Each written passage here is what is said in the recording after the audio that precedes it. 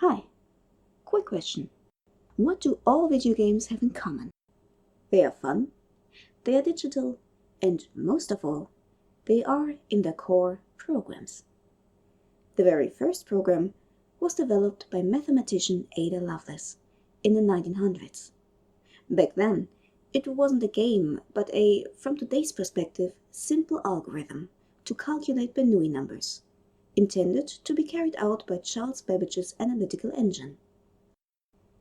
And with that, she laid the groundwork for what became the dozens of programming languages that we know today, and which we can use to create our video games. In today's episode, we'll take a look at the basic programming concepts in Python, to have the foundation on which we can build our first games. If you already have some knowledge in Python, or just want to know about something in specific, please use the chapters to jump to the topic you're interested in. If you, however, have no experience at all, you've come to the right place. We'll start at zero, with how to install everything we need. And then, step by step, we'll go over all the concepts we need for our future game projects. Along the way, you can earn achievements by proving your knowledge, and we will also create our first 3 minigames. So, let's go! Let's learn Python. But why Python? As mentioned before, there are dozens of programming languages out there. Java, PHP, Pascal, C, C#, C++, SQL, Visual Basic, and so many more. So, why Python? I chose to start with Python of all languages because it's very popular and used to build server-side applications. It's beginner-friendly, as well as also high-functioning. And with the module Pygame, it has all we need to create our first games fairly easily, while also gaining a basic understanding of how programming works. Apart from that, one thing I consider a huge bonus is that in contrast to, for example, Java, Python isn't using semicolons. And believe me, if you don't have to play the old game Search for the Missing Semicolon, you really don't miss out on anything, and you save yourself a lot of frustration. Instead, Python simply uses indentations, and while doing so, stays very readable, which in my opinion is also a huge plus. And one more small fun fact on the side. Even though the logo for Python are 2 snakes, and the logo for Pygame is one as well, Python was actually not named after the snake, but after Monty Python's Flying Circus. And if you currently have no idea what I'm talking about, you've definitely missed out on something. Pause the video right here, search for the British comedy legends Monty Python, watch a few clips, and then come back. Done that? Great. So that was the cultural portion for today's lesson. Let's get finally started with Python. Okay. First of all, to work in Python, we first have to install it. So let's head over to Google, search for Python, and then go to Downloads under python.org. You can also find the direct link in the description box below. Click on Downloads, go to Download Python, download the execution file, follow the installation process, and basically that's it. Once you have done that, you have Python installed. Once we have Python installed, we also need to install a development environment to work with it. You can choose any you like Idle, Visual Studio, Wing IDE, or any of the others. But the one I'm going to use is going to be PyCharm, as it's just the most easy and most usable one for me. So go to PyCharm, search for JetBrains, and go to Download, or use the link in the description box below. Once you're there, click on Download, download the exe file, click on the exe file and follow the installation process. Once that is done, open PyCharm and create a new project. Now, we will want to make sure that the correct interpreter is configured, as PyCharm will just choose a default option, but not necessarily the one you have actually installed. So just click on Add Interpreter, find the folder you've installed Python to, and choose the python.exe file in it, to choose the version you've just installed. And that's it. Now PyCharm should be configured in a way that we can actually start programming. Just create a new project and you should be good to go. And by the way, while your Word files save in .doc or .x, Python files will always end in .py. And with that, you've just earned your first achievement for getting everything ready to finally get started with your first program. With that out of the way, we're finally ready to start. So, buckle up. Here we go. The first time you open a new project, you might already see some sample code. But we don't need any of that, so let's get rid of it for now. Okay, perfect. Now we have a blank file. So let's code our first program. The first program you learn in any language is usually the so-called Hello World program. A simple program only designed to print out the words Hello World, to let the world know that it works. In Python, that program looks something like this.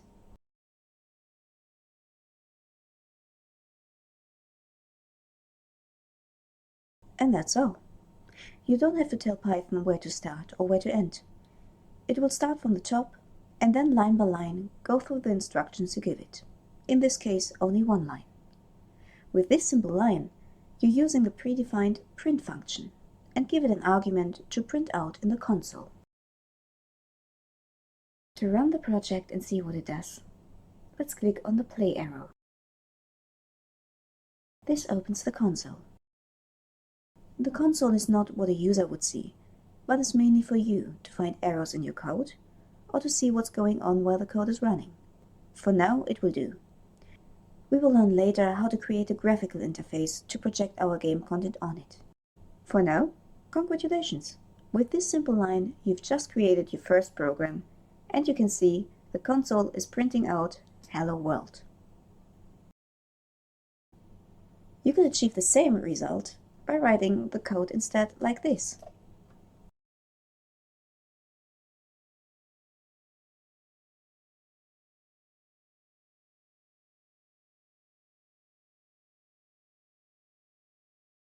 Text equals hello world, print parentheses text.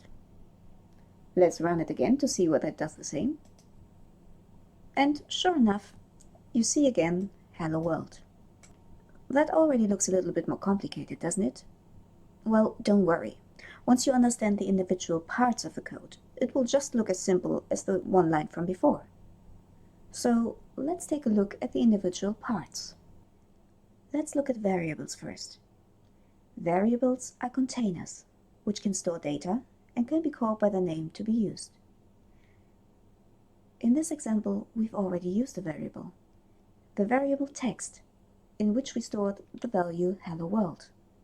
And then we use the print function and call the variable text by name to tell the function to use the value used in the variable. So, for example, variables look in general something like this. You give the variable a name, use the equal sign, and then give it a value. So, for example, you could set a variable name and save a name in it, and use a variable age and save a number in it, looking something like this. And thus we've created two new variables. If you now want to print the value of the variables, you can use the print function again and call the variables by name, like this.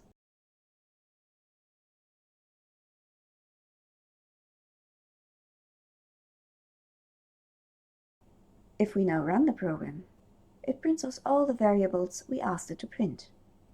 The value of the variable text, the value of the variable name, and the value of the variable age.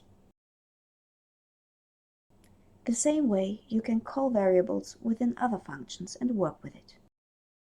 One thing to note, however, is that any variable needs to start with either an underscore or a letter. And best practice is to start with a lowercase letter. And that's it. So, time for our first knowledge check. Which of these is a valid variable? Pause the video for a moment and think about it, and then unpause it and let's see. Done that? Perfect. So let's go through it one by one. Which of these are valid variables? In the first case, we gave the variable the name class, used the equal sign, and then gave it a number value. This is a valid variable. In the second case, we gave the variable the name 7, and then gave it the value 4 plus 3. This would give us errors, because like I said before, variable names have to begin with either a letter or an underscore. They can't begin with a number.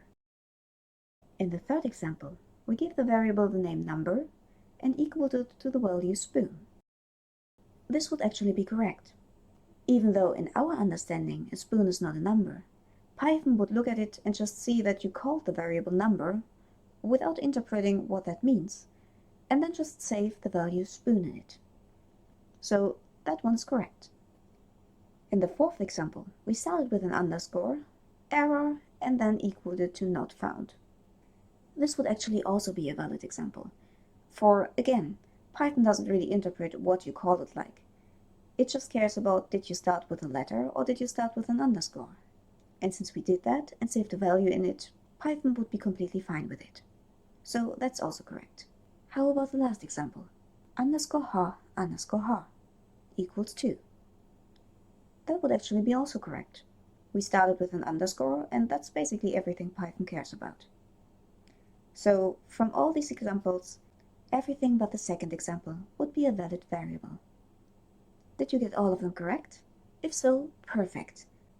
Congratulations, you learned what variables are and how to work with them. One thing you might wonder about is, why did I use quotations for the name, but no quotations for the number? This is because those are different kind of data types. The one in quotations is a string, while the one without quotations is a number.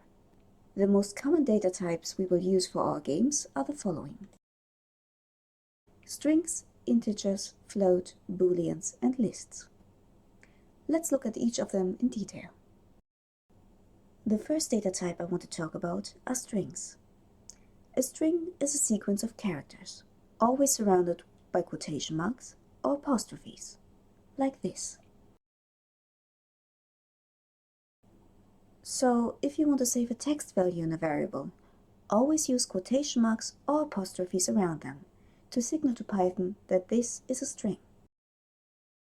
Without the quotation marks or apostrophes, Python would struggle to understand what you're trying to do and would most likely give you an error. You can also use text going over several rows. To do that, you can use 3 apostrophes before the text and 3 of them behind the text, like this. If you want to do this, just make sure that you are using 3 apostrophes and not 3 quotation marks, as this wouldn't work. And that's all you need to know about strings for now. So let's see what you've learned. Which of these variables are correctly defined strings, and which will cause an error? Pause the video if you need to and think about it. Done that? Perfect. Let's see. Option A is defined with 2 quotation marks. So option A is correctly defined with a variable name, an equal sign, and the quotation marks around the string. That would be completely valid. Option B is defined with 3 quotation marks before the text and 3 quotation marks behind the text. So is this valid? No, actually not, because 3 quotation marks are used to indicate comments. So Python would interpret this as a comment and still wait for a value to be defined. This would be wrong. Option C is defined without any apostrophes and quotation marks at all. It would also be invalid.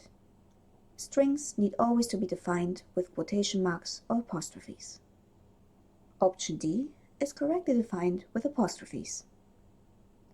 This variable is valid. Option E is defined with 3 apostrophes before the text and 3 apostrophes behind the text. This is usually used for text that is for more than 1 row. So would that be valid or would that be invalid? It would actually be valid. Python doesn't really care whether you only use 1 row or whether you use more than 1 row. Using the 3 apostrophes, you're basically just telling Python that there might be more than 1 row, And it basically should consider everything to be a text until the 3 apostrophes occur again. So option E would be completely valid. How about option F? Option F is using a quotation mark before the text and a quotation mark behind the text. So would it be valid? Well, actually no. Even though we used quotation marks, we used more than one row. So Python would expect something after the word example and would give you an error. This example is invalid. How about option F? In option F, we used quotation marks correctly and then we used numbers. So would that be correct? Yes. Python doesn't really care whether you use numbers or text. The moment you give it quotation marks, Python knows this is supposed to be a text. So you would be able to work with those numbers in the future, but not as numbers anymore, but as text. For from Python's view, this is now a text value. But apart from that, it's a completely valid variable. Got all of those right? Perfect. In that case, let's go to the next data type. Next, we'll look at some number types, integers and floats. Integers are whole numbers, while floats are decimal numbers. For example, the number 22 would be an integer, while the number 22.3 would be a float. So let's define some variables to make that a little bit clearer. Like mentioned before, Python doesn't really care what you call the variables like, so putting float and integer into the variable name doesn't really do a lot. So if I would call a variable float number and then give it a value 15, it would still be an integer, not a float.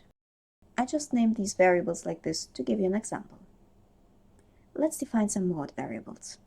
Please note, however, that floats need to be indicated with a period and not with a comma. Why do I mention that? Because I know there are countries out there who write their decimal numbers with commas and not with periods. But Python can only interpret periods. Okay, so we've defined 3 new integers, 1 float, and 2 strings. Let's see what we can do with them. For example, let's multiply a and b. And to see what that does, let's define it within the print function.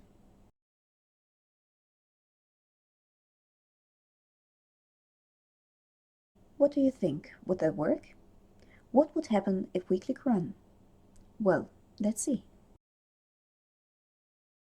Yeah, it actually printed 15. Is that correct? Well, yeah. A has the value of 3, B has the value of 5. 3 times 5 are 15. So, as you can see, you can actually work with the values given to these variables, just by calling the variable by name. Okay, here are a few more examples. Let's see what happens if we run that program. Great. So Python would be able to work with all of these. So within Python, you can use multiplication, addition, division, subtraction, and the last one would actually say a to the power of b. But what would happen if we would now try to add a to f, for example? In this example, we would try to add an integer number to a string. So let's see what happens. Yep, and in this case it will cause an error. Because, like mentioned before, Python is trying to interpret f as a text, even though there's a number in it. So currently, you are telling Python, add a number to a text. And Python just can't cope with that. So if we want Python to interpret f as a number and to add a to f, we would either need to define f as a number or use type conversions. Let me show you what I mean. By putting the variable into parentheses and write the name int in front of them, Python will try to convert this number, currently saved as a text, into an integer. Let's see whether that works. And voila! Python converted the string f, so the string text 1, to an integer 1, and then was able to add a3 to the newly converted integer 1. And the result is 4. It works. So you should try to avoid the situation. But if you have to take a string and need it to be an integer or float, use this conversion method. Put the variable into parentheses and write the data type you want in front of it. But just out of curiosity, our variable e is a string, so a text, and our variable f is also a text. What would happen if we would try to add e to f? Like this. What do you think would happen if I click on Run now? Let's see. I'm not a mathematical expert, but 221 doesn't seem to be the correct result. What do you think? Well, like said before, Python thinks that the 22 and the 1 are both texts. And even though you're using the plus sign between the same kind of data type, Python still thinks it's texts. And if you use the plus sign between one text and another text, it will actually only combine those two texts to one. So in this case, it combined the 22 and the 1 to 221. Okay, time for another quick knowledge test. What would happen if we would use the following print functions? In theory, the first print function is using 3 integers, so it should work, while the second print function is trying to convert the string e into an integer, and then is trying to convert the integer c to an integer. Would that cause an error, or would that work? It worked. But are those actually the correct results? Well, yeah. The first result basically says 3 plus 5 times 2. And, like we all know, multiplication and division come before subtraction and addition. So Python, like it should, is calculating 5 times 2 and then adds the 3 to it. So 5 times 2 is 10, plus 3 is 13. That's correct. And in the second example, Python is using e, 22, is converting it into an integer, and then is adding it to the integer c. And even though c already was an integer, telling Python to convert it into an integer isn't actually giving you an error. Python is just doing it. Got it so far? Perfect. In that case, you learned your next 2 data types, integers and floats. Let's get to the next data type. The next data type are Booleans. Booleans are conditional values and can only have one of 2 value types. They can either be true or false, like this. You can define a Boolean like this, or you can use other variables and compare them to one another and get a Boolean as a result. Let's define 2 variables and look at a few examples. Here we have our 2 variables. Let's compare them to one another. But in order to see what the comparison does, let's define a new variable and save whatever the comparison does in this new variable, like this. And with the print function, we will print out whatever value is saved in C. So let's see what happens when we click Run. So the value stored in C is now false. And why is that? Because we basically ask Python, is A bigger than B? And since A is 2 and B is 3, A is smaller than B.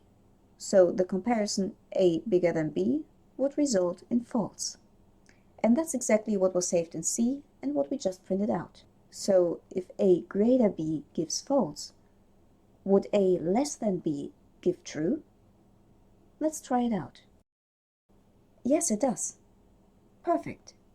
So now we have greater than and lesser than.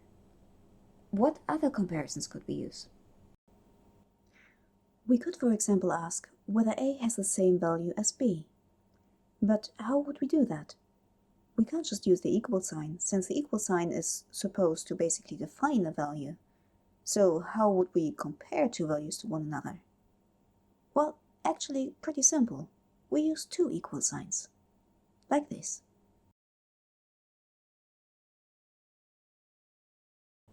So please note that while we use 1 equal sign to define a variable, we use 2 equal signs to compare one variable to another. Another comparison you can do is, instead of 2 equal signs, use this. A exclamation mark equals B. What does that mean? Well, while 2 equal signs basically asked Python, does A have the same value as B? This comparison basically asked Python, does A not have the same value as B? Another comparison we could make is A less or equal to B? And in the same manner, we could also compare whether A is greater or equal to B. Okay, so in general, the comparisons we can do are the following. So we can compare whether one variable is greater than another, is lesser than another, equals another in the same value, does not equal another, is greater or equal to something, or is lesser or equal to another variable. And the result would always be a true or false value. Okay, time for another knowledge check. Which of these would result in true, and which of these would result in false? Have a good look at these examples. Pause the video for a moment and think about which of these examples would give back the value true, and which of these examples would give back the value false. Done that? Well, let's use the print function and see what happens. So, do you think all of those are right? In example 1, we compared whether 4 has the same value as 4. That's true, so that's correct. In example B, we compared whether 4 has the same value as 8, which is false. In example 3, we compared whether 4 has not the same value as 6, which is true. 4 is not equal to 6. In example 4, we compared whether 8 is greater than 4, which is true. In example 5, we compared whether 4 is lesser than or equal to 6. Even though it's not equal to 6, it's lesser than 6, so it's still true. And in example 6, we actually chained two comparisons together with the word or in between. You can do that with the word or, with the word not, or with the word and. In this case, if you use the word or in between, if one of those comparisons is true, the whole result is true. If you chain them together with the word and, then if one comparison fails, the whole result turns to false. And if all comparisons are true, the whole result would be true. Did you get all of them right? That's great. So, okay, now we know strings, so text values, we know integers and floats, number values, and we know booleans, so conditional values, true and false. Let's look at one more data type. The last data type I want to talk about are lists. Lists are used to store multiple items or values in a single variable. So instead of creating 4 unique variables, you could just create a list looking something like this. And as you can see, lists can contain values of different data types. You just need to note that lists are defined by using square brackets, and that the items within the list each need to be separated by a comma. To work with lists, you would always call the index number of the value you want to work with. So if you want, for example, work with the third item in this list and work with the value blue, you would tell Python to take a look into the list and call for the index number of blue. In this case, the index number would be 2. But why 2? Why not 3? It's in the third place after all. Well, one thing you need to know about lists is that they always start with index number 0. So the first element would always have index number 0. The second element would always have index number 1, and so forth. To prove that, let us print index number 2 and then index number 0. To do that, let's call the print method again. Call the name of the variable, or in this case list, and tell the function which element we want to print. And as you can see, if you don't call upon an index number, Python will just go ahead and print out the whole list. While if you call upon an index number, Python will give you the value of that item. In this case, index number 2 is element 3, blue, and index number 0 is element 1, name. Okay, so far so easy. But what do you think would happen if we would call upon an index number in the minus? What would happen, for example, if we would call upon index number -1? After all, there are no negative index numbers, are there? So what would happen if we would do that? let's test it out. Interesting. As you can see, if you're working with negative index numbers, Python would simply start to count from the end of the list, starting with index number -1 as the last list element, -2 as the second to last, and so on. So, if we want to print out the value blue, we would in this case either use index number 2 or -2, as it's the third element from the front and the second to last. But when you're working with lists, you probably don't just want to show the values, but sometimes need to change them, or remove them, or even add something to them. So let's take a look at a few things we can do with lists. So first of all, let's change a value in our list. To do that, we would work with a list as with any other variable. So we would call its name, and then define its value, or in this case, the value of a certain index number. In this example, we first print list A as it is, then define the value of index number 0 to be B, and thus overriding what was stored in index number 0 before. And then we print the list as it is now. And as you can see, the first list element is no longer a name, but a B. But instead of changing it, we could also add the value B as a new list element, like this. This way, we tell Python, take list A and add the value B as the last list element. So the append function will always add something to the end of a list. But instead of adding something to the end of a list, we could also insert an element between two existing elements, like this. Now we are telling Python to insert the value new element to index number 2, and therefore between list element 2 and 3, while at the same time changing the index number of each following element. In the same manner, we can extend the list with another list, like this.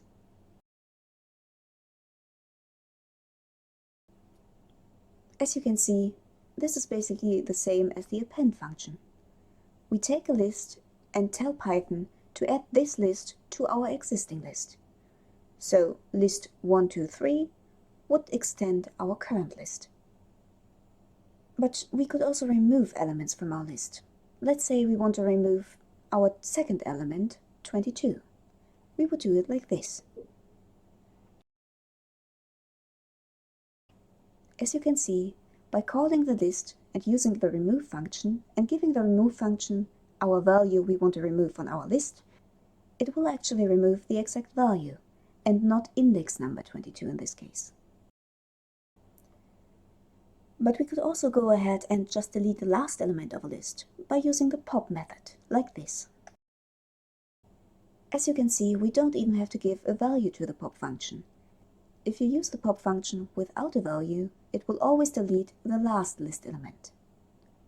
To remove a specific element from a list, we would again use the index number, like this.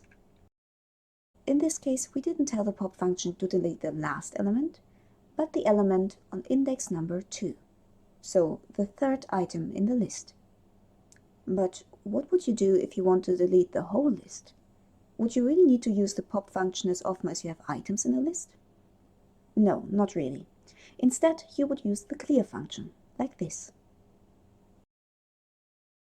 As you can see, using the clear function would delete the whole list and give you back an empty list.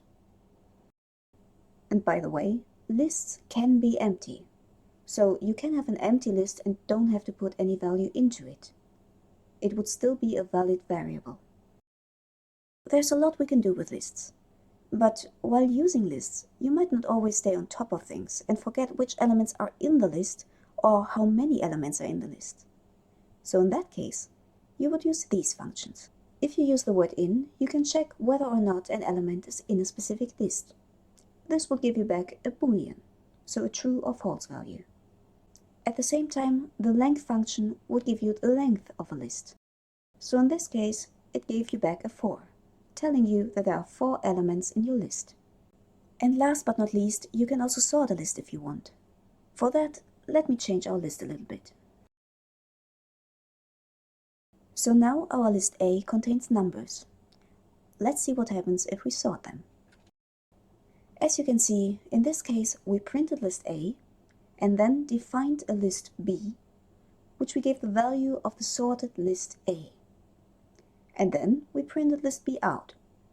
So the first thing you see in the console is our list A, while the second thing in the console is list B, which is actually just a sorted list A. So here you can see basically what the sorted function does. It sorts the values within a list from the smallest to the biggest.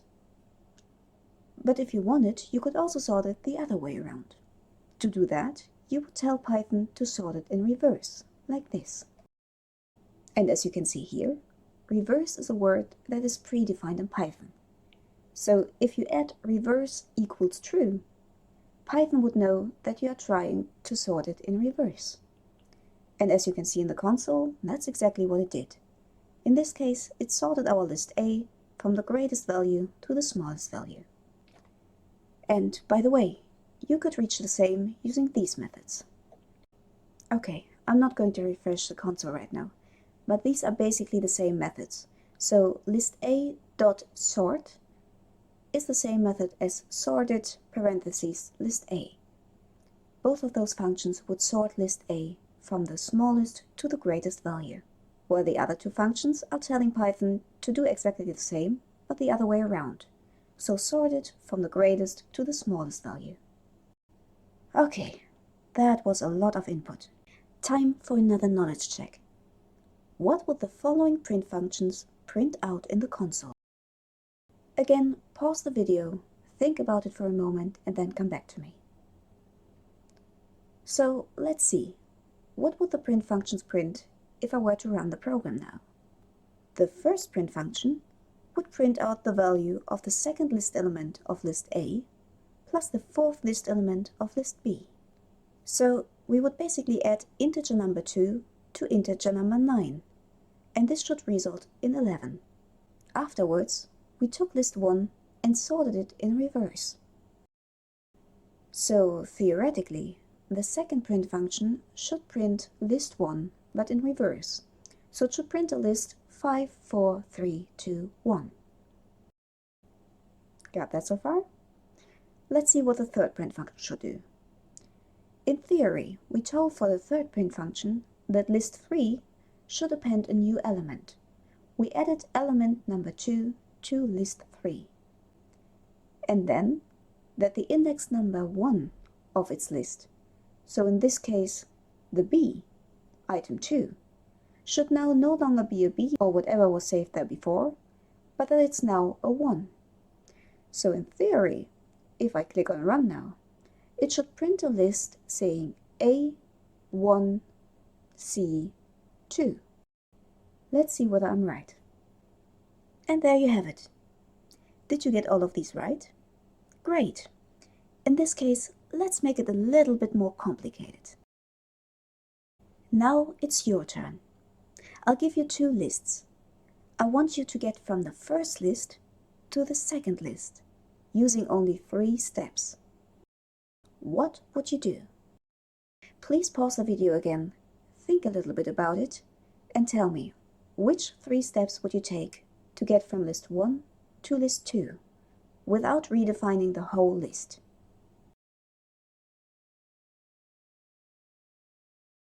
Got that? Perfect. So let's see. In theory, there's more than one solution to that problem. The solution I was looking for is the following. To get from list 1 to list 2, we first would redefine the third item in the list. So we would make a 50 out of the 99. To do that, we would in the first step call upon index number 2 and define it as number 50. Afterwards, in step 2, we would sort the whole list in reverse, so sort it from the biggest number to the smallest. And then we would have a list saying 75, 50, 46, 32, 14, and 3. So we would still have one list element too many. So in this case, for step 3, we would call upon the pop method to delete the last list item. Did you get everything right so far? If not, don't worry. Just watch the section again. If you did, however, congratulations! You now know the most commonly used data types in Python, and you've earned another achievement. Oof, that was a lot of information.